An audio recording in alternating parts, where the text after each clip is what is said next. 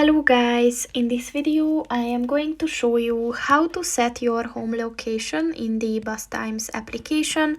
But first I just want to mention, don't forget to subscribe to my channel, because at 10,000 subscribers I am going to show you my whole YouTube revenue statistics and growth strategy, as well as how to make money online.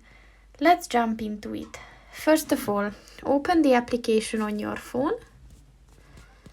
And then click on the Journey Planner button at the bottom of the page. And then click on the Home Location button. So as you can see, you can choose it from your map, or you can set your current location, and you can also search for it. So for example, just search for London, and yeah, your home location is set. So that's pretty much it for this video, guys. See you in the next one. Goodbye.